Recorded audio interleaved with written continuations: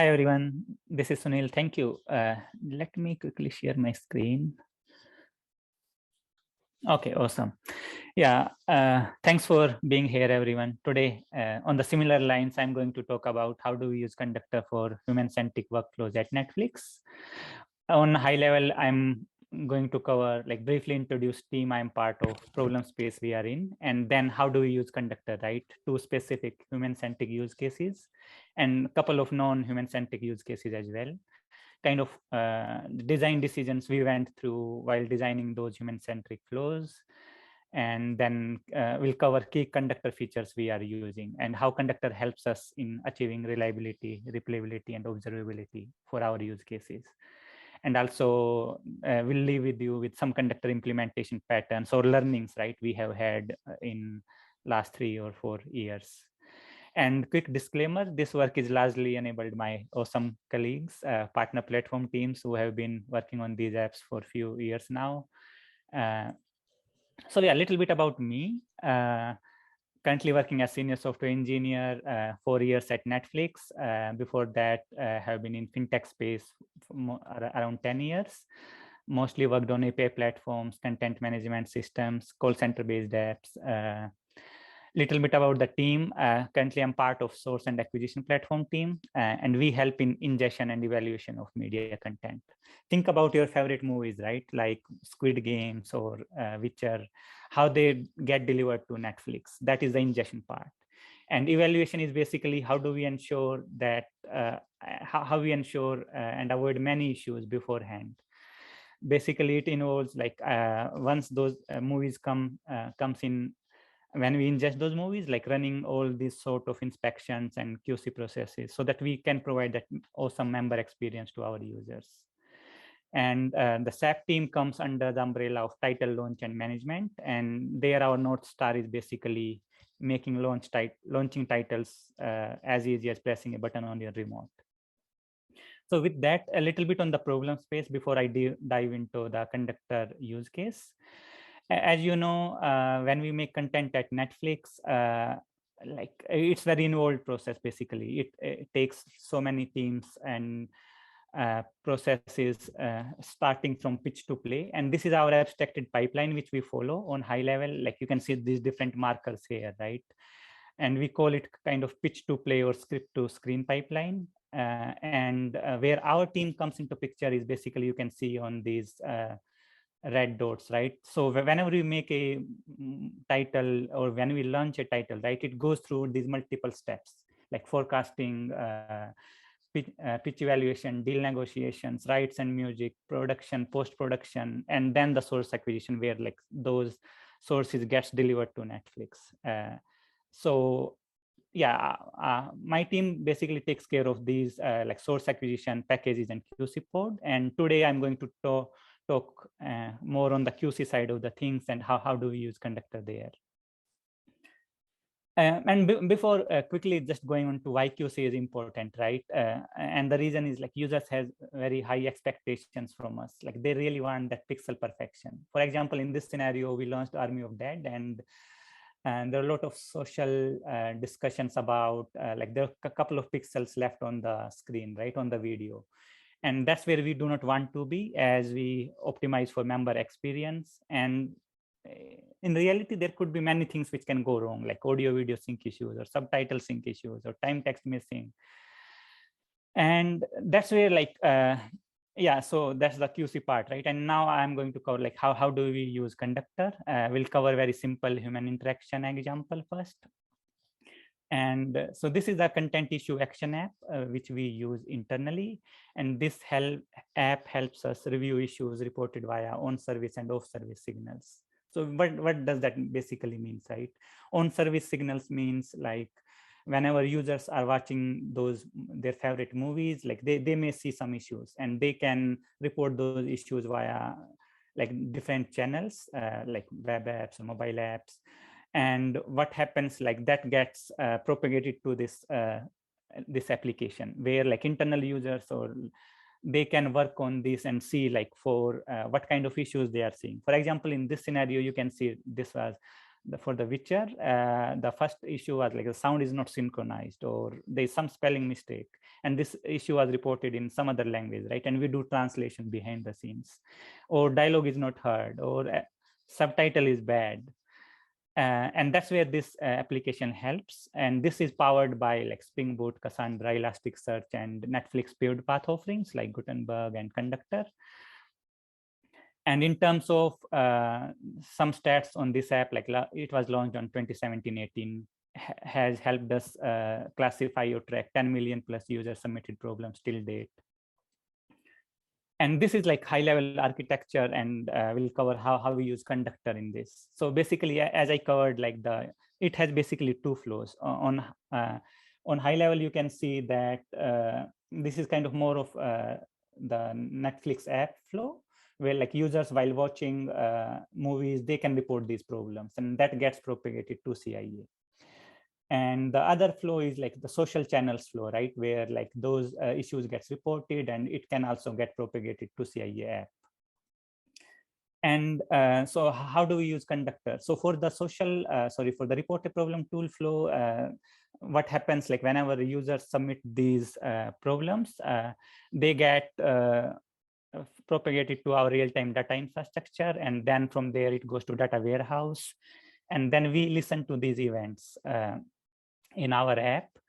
And this is basically still not real time. It's kind of more of batch process, where like we once the files are in data warehouse, like they get processed on hourly or daily cadence. And so the first use case is like we use Conductor for tracking those files. Like we listen to those events, and the event has metadata about the files. We download those files, and then we to ensure reliability and replayability, we start the Conductor workflows. So this is a basically screenshot, right? Which is simple track, where we are using Conductor for tracking file ingestion.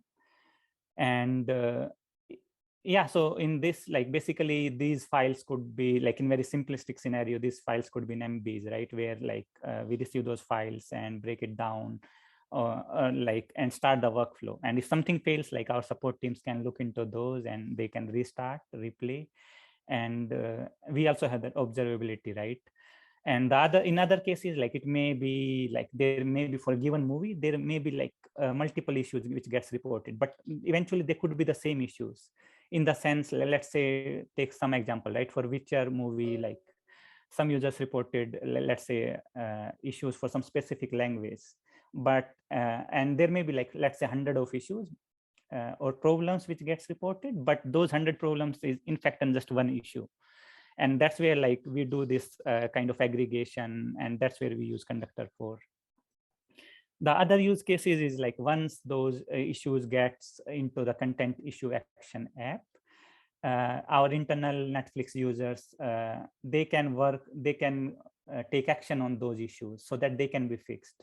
And that's where like this is more of human-centric workflow. Like they can, on the left side, you can see that they can create this request, and they can select this asset type, right? Video, audio. They can select the task, and they can submit this request. And what happens behind the scenes, like this request goes to another system, and it could take days to fix that issue. And so what happens till that, like this request will stay in the pending QC field, or like pending QC state. And once those workflows are completed, this is like high level, how do we track using Conductor, right, for the same request we created.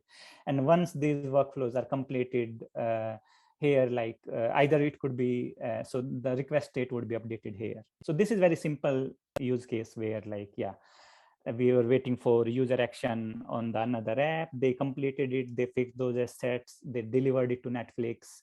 It got deployed to, it got deployed everywhere, and now issue is resolved. The other other bit complex user interaction example we have is for our Asset QC UI app. So this was another system I was talking about, which basically in the content issue action app here, when we said that, okay, create this request, the request gets created into Asset QC app. And this app helps us QC and fix assets, both for pre-launch as well as post-launch use cases. Post-launch use cases is like once the title is live, user report those issues. And when they get like they can create request here so that those issues can be fixed. Pre-launch use cases are more of like when those source assets gets delivered to Netflix, there may be still many problems, and we try to fix and find those problems. And that gets also reported on QC platform itself. And yeah, this application was again launched on 2017-18 timeframe. Till date has helped us fix 2 million plus issues. Again, powered by Spring Boot, Postgres, CockroachDB, 20 plus downstream microservices. So lots of challenges where pretty much standard challenges, right? Where like the multiple microservices APIs are failing, and how to ensure that workflows goes through. And yeah, in terms of other technologies we use is Netflix internal ecosystem, paired path offerings, including Conductor, right? So the Conductor stats, like we in this application, we use around 40 workflows, kind of around 80 tasks, till date around 36 million workflow completions, 100K plus max workflows running any moment. And yeah, so as I was mentioning, this is kind of little bit more complex example. So this is the human-centric workflow which we follow whenever that request gets created into our QC app. So basically what happens is like, this is kind of more of pre-launch flow where like files gets uploaded to our internal systems, then it gets assigned to our partners. Those partners can come in, pick those requests, think about your favorite movie, let's say in Spanish language, right? And they it gets like the request, we create request to QC the Spanish language dubs, let's say. Those dubs, like there are people specializing, our partners specializing in those languages. They can basically help us QC, and there's some SLA involved on each step. As you can see here, like 48 hours, or 24 hours, right? And this is the idealistic SLA, but there may be again scenarios where this request can, when we create these requests, we also go through, like we check with many of our downstream systems whether all assets are ready for the request to be QC'd. And it may stay there for a couple of months before that request gets ready. And also like other complications are like there are different user roles like operator, verifiers, arbitrators, QC manager. So that's where the complexity comes in. And also at the same time, I will also cover, right, kind of the design or thought process we went through. And like if you need to design those user interaction flows, like how you might think through it. Basically, it technically, yes, it all starts with asking good design questions, right? Like largely depends on your use case or your state model, right? And also understanding the edge cases. Like in our case, what happens is like we go back and forth through a lot of states. Like request could get completed, but in some cases we might need to support scenarios where we might need to reopen those requests. And then how do you ensure that workflow gets executed or workflow also stays in sync, right? And you can, based on your use case, you can use single workflow where like the single workflow captures end-to-end use case.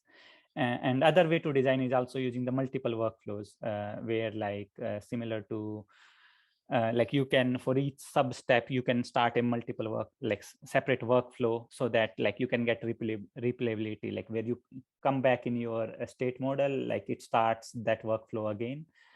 And other option is also hybrid, where you can use kind of multiple of, like for some of your use cases or some of your state, use the simple single workflow, and for like other specific use cases, like where you need to send emails or something, use separate workflows to have that observability. In our case, like this is, and when I was talking about states, this is a states, like maybe like we have 10 15 plus states in general, like kind of pre-ready states or post-published states or terminal states. But this is very simplistic view, right? In real world, what happens is like there's a lot of state transitions between where like due to different flows, like request can go from one state to another, or it can come back to that state. So how to make sure that your workflows are in sync, or it's a good like thought exercise you might need to do on your end. So in our case, like we you are using multiple workflows. So I'll go through that. So for given request, like let's say I was talking about the Witcher scenario, right, where we created that Spanish dub QC request. For that, like in this multiple workflow example, as you can see, like we created around 11 workflows, and it all starts with like, let's say, mark ready or waiting for like request. We may have dependency on other requests, so we can wait for those requests to be completed. And there's again some like once request gets ready, then it goes through different transitions. That's where like, yeah, if we need to go back into our state model, these workflows can be executed again. So this is simple in terms of like how it looks into specific steps in that workflows. Like we again, based on your use case, you may have, let's say, you might need to follow a completely different path for each scenario. That's what happens in our case, right? Like that's where we use conductor decision task workflow or decision tasks. Let's say in this case, what happens is like based on asset types, we like start completely different sub workflows. And this is basically the user action or human centric workflow, right? As I went through this state model here, or like this human centric flow here, like then there are like actions taken by user on the UI, like, and this is like one example where like we are waiting for user action. Like users can go for that request and they can select some proxy for that request, or kind of which video they would like to QC that request against, and they can say complete setup. And then how it reflects into our conductor workflow is like basically this workflow is waiting here, like it completed these initial steps and it's waiting for like wait for setup completion step here. And with that, this is another example of waiting for encodes, where like it may take maybe hours or days for encodes to be completed. And in this case, like our workflow is waiting for the encodes to be completed. And this is a single workflow example. Last was multiple workflows example, where we launched maybe 10 plus workflows for a given request to be completed. Single workflow example is where like we have complete one end-to-end workflow which covers the entire state. Greatly helps our support teams in the sense that they can go and just check what happens or like where the request is, right, instead of going through other 10 plus workflows and finding out where the request is. And and there are great learnings about how and when to use single workflow, right? But I guess the main benefit what we get out of this is like observability. Like we can very easy to find out where the request is at the current moment. In terms of conductor features, we are pretty much using like fork, dynamic fork, join, dynamic or sub workflow and system tasks. And yeah, in general, it helps us mainly in reliability, replayability, and observability, and more importantly in agility, right? Like we can quickly change those workflows or tasks. We can make it pretty much dynamic and really helps us for our scenario. And with that, I'll just leave with you some of the learnings or conductor patterns which we found useful. And this is apart from the general testability or patterns, right? Like some of the learnings we have had was main from the code design perspective, like how to think about your tasks. Most of our like the task we design now is like we think about replayability. Like what if you need to start those workflows? We have had many cases where our support teams comes to us and check, hey, can we restart this workflow? Is there any side effects? Think about, let's say if you're sending email in the workflow itself, right? Those emails could get sent again. So but yeah, if you have designed it right way, thinking replayability in mind, that helps great. Other scenario was skip tasks. We have had like many tasks in our workflows which are kind of optional, and really helps support teams. Like there are always few requests which they really want to, they're kind of urgent requests or emergency requests, right? They want to get it through. But some task is blocking them because like encodes are not ready, or like inspections are not ready, which are optional. So what happens in those cases, like we at the request level itself, we provide that skip feature flags, that for a given request they can skip some certain steps for that request, and we also expose it on the UI so that users can take action, or the request managers can take action. Specifically on the configuration side, task failures and task timeouts. On the task failure side, good learning was like, are you using conductor semantics well? Like, are you using set region for incompletion or override workflow task input? Specifically on region for incompletion, like when lots and lots of tasks are failing, it really helps to classify by, like, let's say status codes or by general error codes, right? Why they are failing, and then take action based on that. So that's where we also invested our time on and really helped us. Other thing is task timeouts. We also ran into situations where some of the tasks were not running like for some time maybe, and the next scheduled time was after 2 months or something. So, and that's where we like, then we need to go back to our task timeouts. We need to review, like we went through this review process, right? We reviewed our task timeouts to make sure that they were compliant for our use cases. And yeah, and apart from that, general testability pattern, and like simplify your tasks, use API first design principles, right? As we know.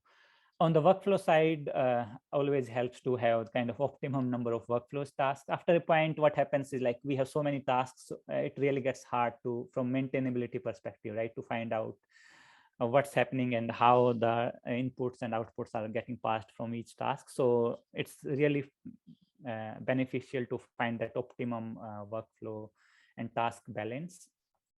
Also think about replayable workflows as always, right? Like and isolation. Yeah, many times what happens is like in our cases, like the workflow, there's some bug or something happening, right, where workflow traffic might impact your API traffic, or your API traffic might impact your workflow. So better to have maybe deploy in separate clusters.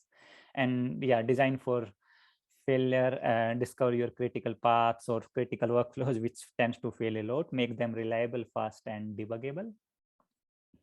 And yes, have a good operational visibility so that you have awesome experience using Conductor. Yeah, I think that's pretty much from my side. That was great. Thank you so much. And I guess we can open the floor to any questions. So if you have any questions, we've got the chat window or the Q&A window, and we can take any questions. Can you dive into more detail on the visibility piece? Yes. Yeah, so on the visibility part, I'm assuming, yeah, this is more about like how do we